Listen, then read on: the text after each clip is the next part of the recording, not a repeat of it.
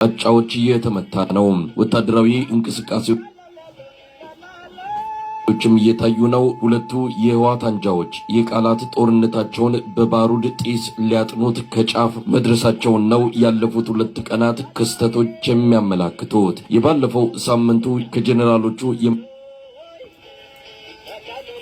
መቀሌ ስብሰባ ወዲህ ከአቶ ጌታቸው ቢሮና ከህወሓት ጽሕፈት ቤት የሚወጡት መግለጫዎች መጪው ጊዜ ጥሩ እንደማይሆን ማረጋገጫ የሚሰጡ ናቸው ማለት ይቻላል። ትላንት የጊዜያዊ አስተዳደሩ ፕሬዝዳንት አቶ ጌታቸው ረዳ 3ቱን ወታደራዊ አዛዦች ማገዳቸው ደግሞ የበለጠ ፍጥጫውን አካረረውና ነገሮች የጦርነትን አይቀሬነት እንዲያመላክቱ አደረጋቸው። አቶ ጌታቸው ለምክትላቸው ሌተናል ጀነራል ታደሰ ወረደ በወታደራዊ አዛዦቹ ላይ እርምጃ እንዲወስዱና በትግራይ ባለው ወቅታዊ ሁኔታ አስፈላጊ ነው ያሉትን ሁሉ ሊያደርጉ እንደሚችሉ ካስጠነቀቁ በኋላ የነ ደብረ ጽዮን ቡድን ጫናውን በማጠናከር በአንዳንድ አካባቢዎች የጊዜያዊ አስተዳደሩን መዋቅር ማፈራረስ ጀምረዋል። አዲግራት ላይ የጌታቸውን ከንቲባ አባረው የራሳቸውን ማስቀመጣቸውም ይነገራል። የሶስቱ ወታደራዊ አመራሮች በአቶ ጌታቸው መታገድ ያስቆጣው የነ ደብረ ጽዮን ቡድን ሌሊቱን መግለጫ በማውጣት እገዳውን እንደማይቀበለው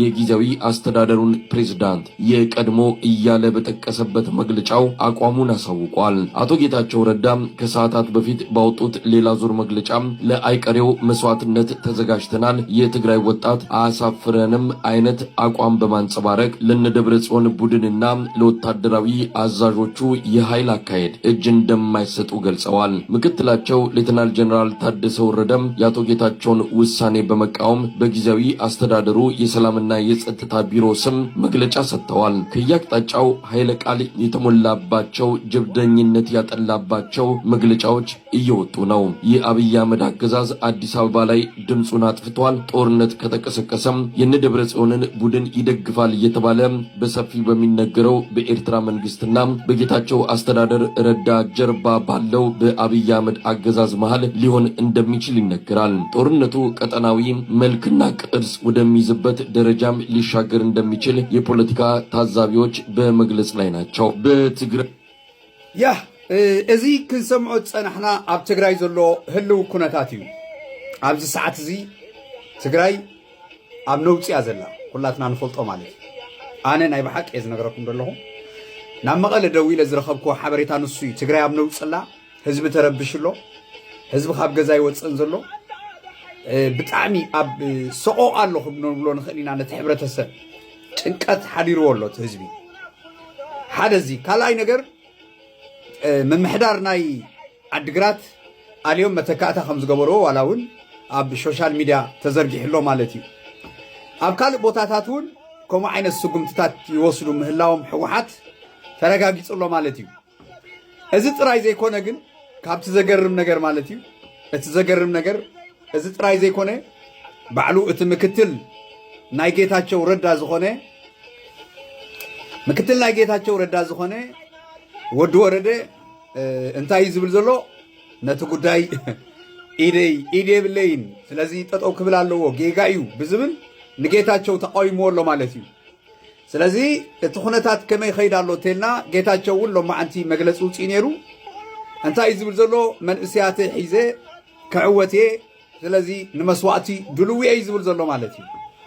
ቀፂልና ናይ ሕወሓት እንተርኢናዮ ካብ ጫፍ ናብ ጫፍ ናይ ሕወሓት ነገር ከምቲ ዝበልክዎ እየ ኣነ ትማሊ ነጊረኩም ነይረ።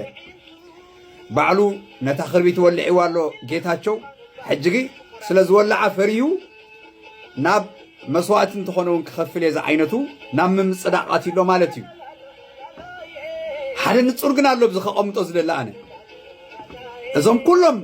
ኣብ ባይታ ዘለዉ ንሪኦም ኣለና። ኣነ ትማሊ ነጊረኩም እየ ንሻዕብያ ህዝቢ ኤርትራ ዋላ ተኣምራት እንተተፈጥረ ሕሊፉ ኣይሂባን እቲ ምስኣ ዘሎ ማለት እዩ። እቲ ምስኡ ዘሎ ህዝቢ ትግራይ ቶም ናይ ዲያስፖራ ገዲፍኩም ምስ ህዝቢ ትግራይ ዘሎ ትግራዋይ ከዓ ንሕወሓት ሕሊፉ ኣይሂባን እዚ ተኣምራት ክኸውን እዩ ማለት እዩ። ስለምንታይ ኣብ ደም እዮም ዘለዉ እዞም ክልተ ስርዓታት ኣብ ቀርኒ ኣፍሪቃ። ስለዚ ሓደ ነገር ክትርድኡ ዝደልየኩም ኩላቶም ከካብ ገዝኦም መስዋዕቲ ዝኸፈሉ ስድራ ቤት እዮም ኣብ ትግራይ ዘለዉ ማለት እዩ። ኣብ መን ተሰዊዩ ናይ 17 ዓመት ቃልሲ ናይ ትግራይ ዋላ እውን ዝቐፀለ بناي من مريحنتيو إذا مسوعة تخفيلو بناي حوحات سلازي حوحات مالت توم سوعات دقوم مالتيو سلازي حوحات انت اليوم توم سوعات هلوي لهم يوم زعمنو توم صدرا بيت أي تدانا قرو سلازي أبدو نتصور خونه لكم شعبيان حوحاتن سويلكا بلغمت مت زفورس يكون بقطفت بمدنقار زفورس يكون أي تدانا قرو جزيهم أي تقتلوا انت يوم كلته مراحت يوم قرن افريقيا انت يوم تلكمني حزبهم يغلبطهم سوات يوم غلبطهم اتم دقم دسو سدرا بيت نعم غلبطهم يوم ازي زي ترداكم زلو ጌታቸው ሰው ይላ አፈርፈር ይብላል ጌታቸው ንመን አሚን ይኹም ዝገብር ዘሎ ጌታቸው ንመን አሚን ይኡ ከምዛ አይነት ተግባራት ዝፍጽም ዘሎ ተልኩምኒ ጌታቸው ዘአመኖ እምነት ሓደ ነገር አሎ እንታይ አሚኑ ጌታቸው ተልኩምኒ ጌታቸው ዘአመኖ እምነት እቲ ኣብ ትግራይ ዘለው አክቲቪስትን ኣብ ትግራይ ዘለው ሓደ ከም በዓል ኪዳነ አመነ ከም በዓል እዞም ንብሎም ዘለና በቃ አቅም ዘይብሎም ፖለቲከኛታት አሚኖም እዮም እቶም ተቃውምቲ ንብሎም ዘለና ኣብ ትግራይ ዘለው በህዝቢ ትግራይ ተቀባልነት የብሎምን ንዖም ሰጋሲጉ እዩ መንእሰያት ዶ ገለዶ ዝብል ዘሎ ነቶም ኣብ መቐለ ዘሎ ኣኪቡ ኣብ መቐለ ዲያ ትድረት ትግራይ ኣብ መቐለ ዲያ ትድረት ትግራይ እኮ ኣብ መቐለ ይኮነትን ትድረት ትግራይ ኣብ መቐለ ይኮነትን ትድረት ትግራይ ስፍሕ ዝበለ መሬት ኣለዋ መስለኒ ስፍሕ ዝበለ ህዝቢ ኣለዋ ዓድዋ ኣሎ ሽረ ኣሎ ራያ ኣሎ ዓጋመ ኣሎ ማዓት ህዝቢ ኮይዱ ኣለዋ ትግራይ ኣታ መቐለ ጥራይ ኾለል ዝብል ዘሎ ጌታቸው ስለዚህ ነቶም ኣብ መቐለ ዘለው መንእስያት ኣኪብካ ከተምጾ ትኽእል ለውጥ ዋላ ሓደ የለን ወታደራዊ ዓቕምታት ኩሉ ጉልበት ምስ ሕወሓት እዩ ዘሎ በቃ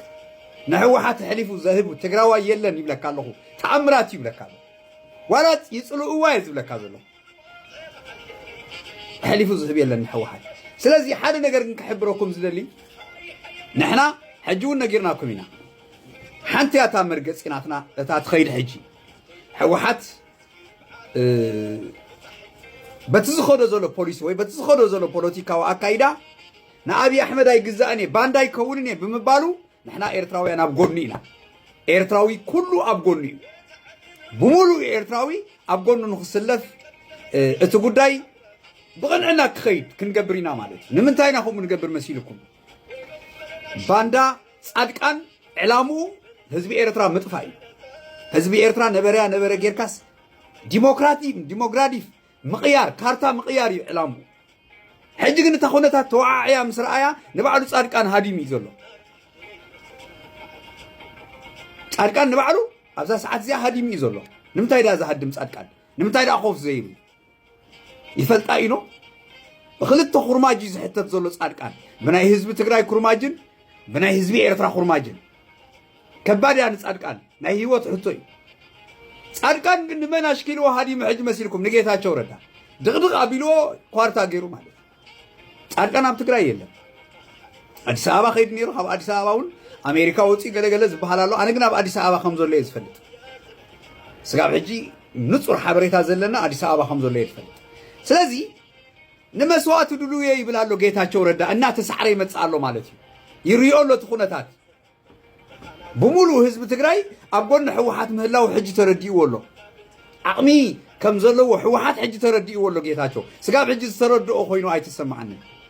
ንመጀመርያ ግዜ ሕጂ ንመስዋዕት ድልውየ ኢሉ ስለምንታይ ኖ ምስ በልዎ በቃ ካብዚያን ኢኖ ወላ ሓንቲ ክገብር ከም ዘይክእል ጌታቸው ኣሚኑሎ ማለት እዩ ስልጣኑ ኣረኪቡ ካብ ትግራይ ጥራይ ክወፅእ ዘለዎ 4 ነጥቢ ስለዚ ንሕና ከምቲ ኩሉ ግዜ ንብሎ ንዓና ዘኽብር ንዓና ዝመስላ ተሓሳስቡ ፀረ ገበትን ፀረ ትምኒት ናይ ኤርትራን ዘለዎም ሓይልታት ዘወግድ መቃልስትና እዩ ስለዚ ኩላትኩም ሸርበልዎ ሰብስክራይብ ግበርዎ ናብ ኩሉ ከም ዝበፅሕ ከዓ ግበሩለይ ሸርበሉለይ ላይክ ግበሩ እዞም ኣባዮ ዘለኹም ከዓ ናብ ዩቱበይ ኣቲኹም ሰብስክራይብ ግበሩ ትማሊ ዝበልኩኹም ብዙሓት ፈፂምኩም ኣለኹም ብጣዕሚ እየ ዘመስግነኩም ብጣዕሚ እየ ዘኽብረኩም ፒስ ንህዝቢ ኤርትራ